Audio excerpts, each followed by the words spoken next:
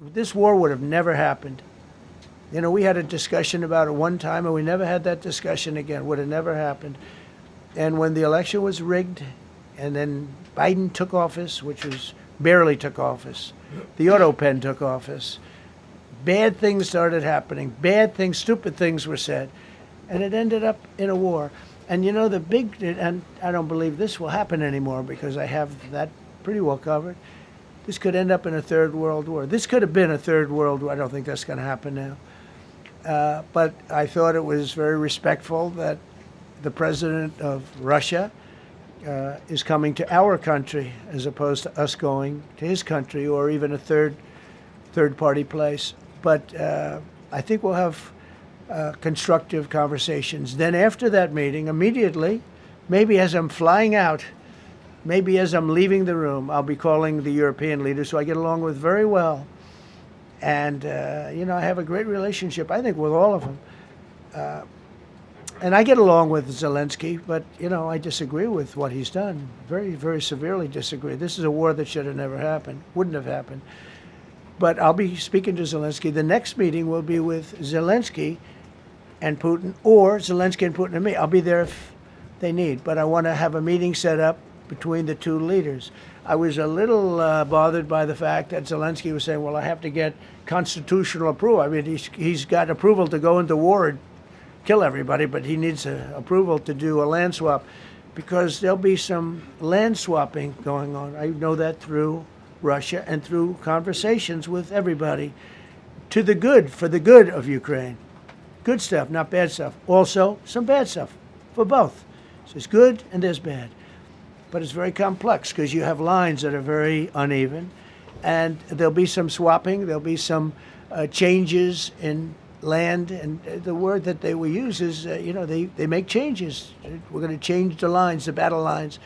Russia's occupied a big portion of Ukraine.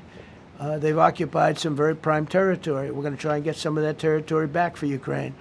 But they've taken some very prime territory. They've taken largely ocean, you know, in real estate we call it oceanfront property. That's always the most valuable property. If you're in a lake, a river, or an ocean, it's always the best property. Well, Ukraine, a lot of people don't know that Ukraine was largely 1,000 miles of ocean. That's gone. Other than one small area, Odessa, it's a small area. There's just a little bit of water left.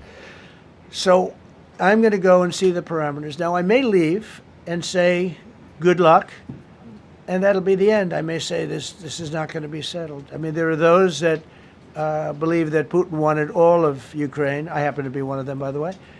I think if it weren't for me, he would not be even talking to anybody else right now. But I'm going to meet with him. We're going to see what the parameters are. I'm then going to call up President Zelenskyy and the European leaders right after the meeting, yeah. And I'm going to tell them what kind of a deal. I'm not going to make a deal. It's not up to me to make a deal. I think a deal should be made for both. I think Russia has to get back into building their country. It's a massive country. I think they have 11 time zones, if you can believe it. It's a massive, it's by far, from the standpoint of land, it's by far the largest. They have tremendous potential in Russia to do well. They're not doing well. Their economy is not doing well right now because it's been very well disturbed by this. It doesn't help when the President of the United States tells their largest or second largest oil buyer that we're putting a 50% tariff on you if you buy oil from Russia. That was a big blow. And then they say, gee, he wasn't so tough. Nobody else would have done that. And I haven't stopped there. I mean, look, I was all set to do things far bigger than that, but I got a call that they'd like to meet, and I'm going to see what they want to meet about. I'd like to see a ceasefire. I'd like to see the best deal that could be made for both parties.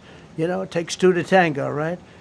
So ultimately, I'll have a meeting next week. I had a great relationship with him, considering the fact that, you know, I was not nice to him because of the pipeline. I ended the pipeline. I also gave the javelins. Do you ever hear of a javelin? Javelin is called a tank buster. They say that Obama gave them sheets and I gave them javelins.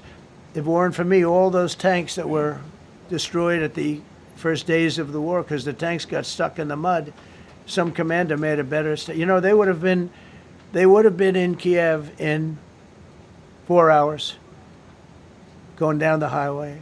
But a Russian general made a brilliant decision to go through the farmland instead. And they just had torrential rains, and the rains were so bad, and it was mud, and those tanks got stuck in the mud. I don't know who that general is, but knowing Vladimir, he's probably not around any longer because all those tanks were stuck in the mud, and they went along with the javelins. I gave them the javelins. You know that, right? I gave them javelins. They gave them sheets. But I'm going to meet with President Putin, and we're going to see what he has in mind. And if it's a fair deal, I'll reveal it to the European Union leaders and to the NATO leaders and also to President Zelenskyy. I think out of respect, I'll call him first. And then I'll call them after. And I may say, lots of luck, keep fighting. Or I may say, we can make a deal. If not, I will tell you this. I've seen a poll coming out of Ukraine. 88% of the people would like to see a deal made. And if you go back 3 years, everybody was gung-ho for war. You know, everybody's gung-ho for war until you have it. It's an amazing thing. I had it with a couple of countries where I couldn't get a deal done with one particular country. And I just couldn't. The guy's great. He's a friend of mine. Great. Good leader. Tough as hell. I couldn't get the deal done. And then he went into war for a short period of time. You know where I'm talking about. First term. And it was nasty. Guys being killed all over the place. And he went through 1 week of war, and I was able to get the deal done. He said, this is nasty. Yes, please. Yeah, just to follow up on what you were saying there. First of all, Volodymyr Zelenskyy is not invited on Friday? He wasn't a part of it. I would say he could go, but he's gone to a lot of meetings. You know, he's been there for 3.5 years. Nothing happened. And what is the definition? I mean, do you want somebody that's been doing this for 3.5 years?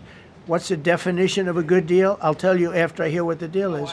Because there could be many definitions. You know, you're talking about a very large and complex situation. Now, I tell you, the war that I just settled with Azerbaijan and with, as you know, and Armenia was almost as complex as this one, having to do with routes, trade. Meeting on Friday with Vladimir Putin. Well, we're going to have a meeting with Vladimir Putin, and at the end of that meeting, probably in the first 2 minutes, I'll know exactly whether or not a deal can be made. How will you know that? Because that's what I do. I make deals.